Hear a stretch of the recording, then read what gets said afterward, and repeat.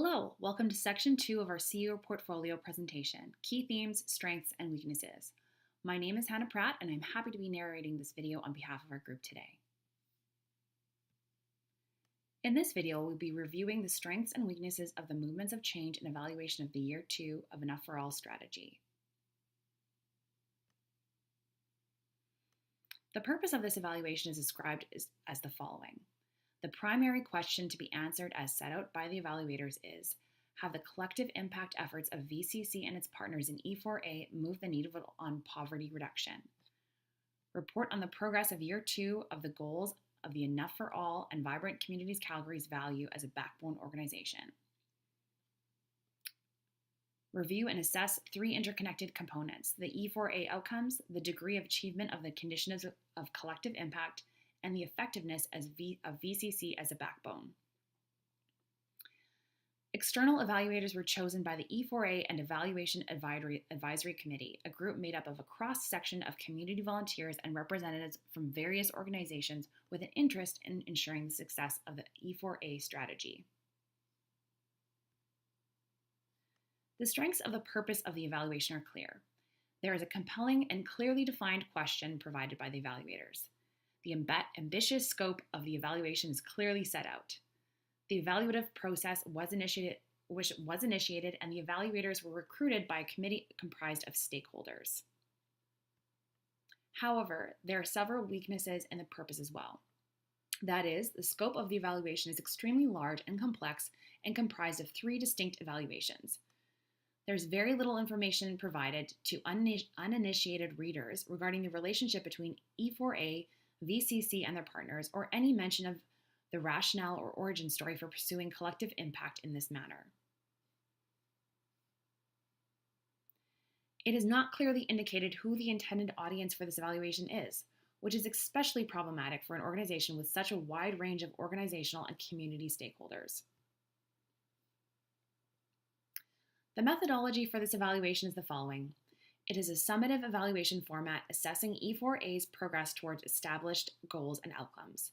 There are three sets of outcomes: Vibrant Communities Calgary's backbone outcomes, collective impact outcomes, and E4A goals and outcomes, which results in 25 outcomes in total and provided the structure for the evaluation framework. Various sets of data were applied to these outcomes in an effort to determine progress in three separate analyses: the E4A outcomes, the conditions of collective impact, the effectiveness of Vibrant Communities Calgary as a backbone. Through analyzing the E4A evaluators' collective impact assessment in relation to the rules outlined by Mark Cabage in Evaluating Collective Impact, 5 Simple Rules, a book from 2014, we've indicated the following strengths and weaknesses. The first rule, as outlined by Mark Cabage, is to use evaluation to enable rather than limit strategic learning. Throughout E4A's evaluation, the concept of continuous learning is stressed to be instrumental in achieving collective impact. The second rule, as outlined by Cabage for evaluating collective impact, is to employ multiple designs for different users. The evaluators satisfy this rule by evaluating 3 of the core components separately to ensure each end user has useful results that they can use to learn and improve. Cabage's final rule is to seek out contribution, not attribution, to community changes. The evaluators of the E4A case take into account the policy and economic landscape in which the coalition is operating in order to further demonstrate the extent of the coalition's contribution towards E4A goals. In Collective Impact 3.0, Mark Cabage and Liz Weaver assert the need to upgrade the conditions of collective impact by reframing the language and theory as less managerial and more aspirational, to embed collective impact within a movement-building orientation. It is this context of movement building that this E4A evaluation framework is embedded within, to see the strategy of E4A not as a project or collaborative to be managed, but as a movement-building approach.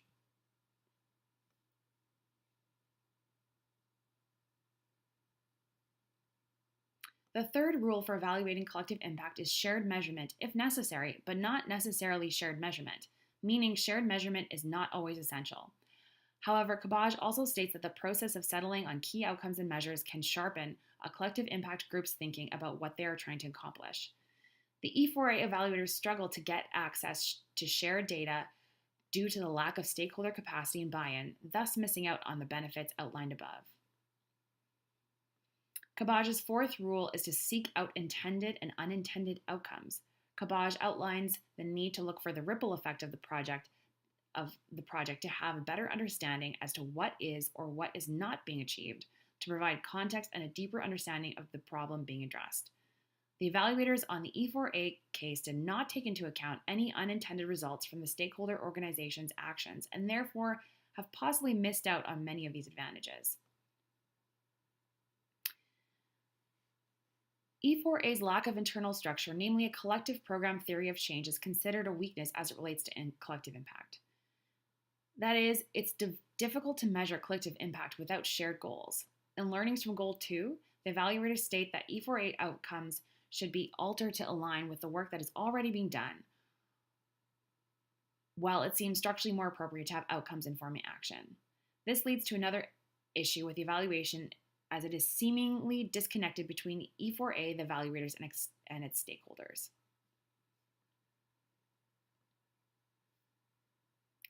The E4A evaluation uses a robust mix of qualitative and quantitative methodologies, including surveys, pre-existing data, advisor groups, and evaluator observations to drive their assessment, which is great.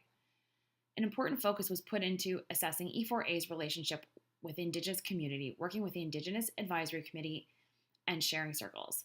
This is a best practice that Johnston Goodstar advocates for in decolonizing evaluation, the necessity of evaluation advisory groups and Indigenous evaluation, and allows for community members to discuss concerns and needs, and allows for the possibility for increasing understanding on Indigenous worldviews and epistemologies necessary for understanding the quality of life. For weaknesses in methodology in general, it was established early in the evaluative process that many of E4A's outcomes in a large portion of the evaluation is structured around, do not directly align with or reflect the current actions being implemented by member organizations. Therefore, the evaluation limited its aggregate data to programs that were in line with E4A outcomes. Here, the data is being tailored to E4A's outcomes, potentially providing a very limited assessment of the initiative's true progress. The process and criteria for how the evaluators aligned the aggregate program data from a stakeholder organization to align with E4A's outcomes was not clearly stated. The E4A goals, which the evaluation structured in relation to had moderate to low stakeholder buy-in in terms of feasibility and commitment, raising question about how useful the evaluation will be to stakeholders. For data, the E4A evaluation gathered data in the following ways. Through the development of new tools and approaches, for example, development and administrating of VCC Backbone and Collective Impact Survey and sharing circles with the Indigenous Advisory Committee, collecting and collating aggregate data from local funders and organizations, for example, Financial Empowerment Collaborative, Calgary Homeless Foundation, and the Calgary Food Bank. Number 3, by using existing municipal and provincial statistical data. The strengths of this were there was a diverse range of data accessed, including qualitative and quantitative information, pre-existing data and new data, specifically related to the evaluative process. Qualitative data was presented in a manner that was particularly compelling, such as the quotations from Indigenous Advisory Committee, and was treated with similar gravity and importance as the quantitative data was presented, which is extremely important. The evaluators were very transparent throughout the report regarding challenges experienced and around accessing relevant data. A detailed presentation of both survey tools developed and used by the evaluators gave an important context to resultant data.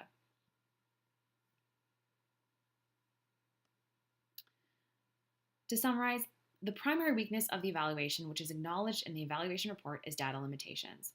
The majority of the data used was related to programming work and represented outputs, and much of the data collected was disparate, with sources being reported inconsistently.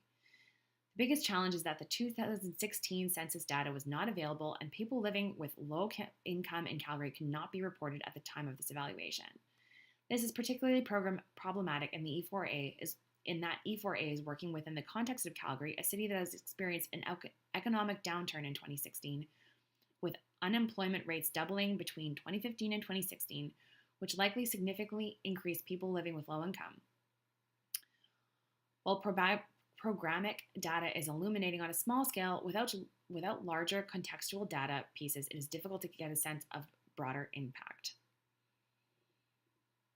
That is, due to timing, the evaluators were not able to access crucial pieces of high-level data, such as the 2016 census from Statistics Canada,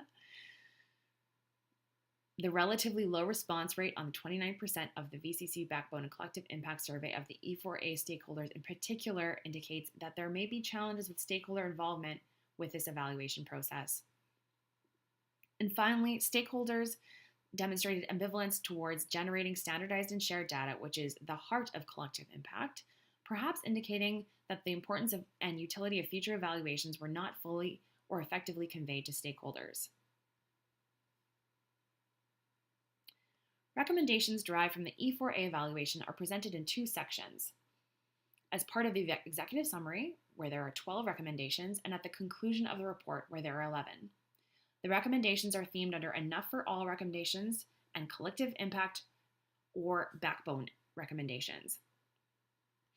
These recommendations are based on the learnings established and detailed as a part of the data-driven assessment of the three outcome areas: collective impact, VCC Backbone, and E4A goals and outcomes.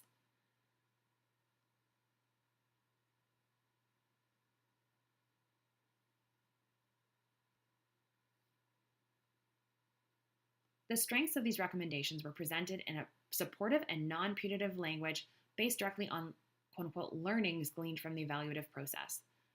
The recommendations focus on key structural problems that emerged through the evaluation, including addressing issues of alignment, shared outcomes, and systems change.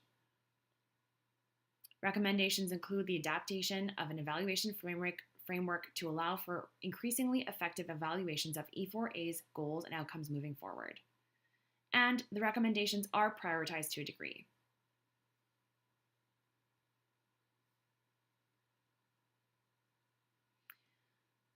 The weaknesses of these recommendations are the following. While the recommendations are prioritized, there is not a specific timeline applied to the actionable items. The report is voluminous and difficult to navigate. The two separate but related sets of recommendations are an example of this. The complicated numbering system to designate outcomes and recommendations is not a useful structuring method. It would be difficult for many community members to navigate this report in a meaningful way. The recommendations are not targets at specific stakeholders. Due to the volume of the report, it would be useful to provide stakeholders with an indication of where their participation is actually needed. Further to the general communication issues with the report and the recommendations, there is no clear and detailed plan on how this report will be disseminated. This is particularly problematic for an organization that has demonstrated challenges with stakeholder buy-in and commitment. Ultimately, the recommendations and report did not decisively answer the key question as outlined by the evaluators, which is, have the collective impact efforts of VCC and its partners in E4A move the needle on poverty reduction?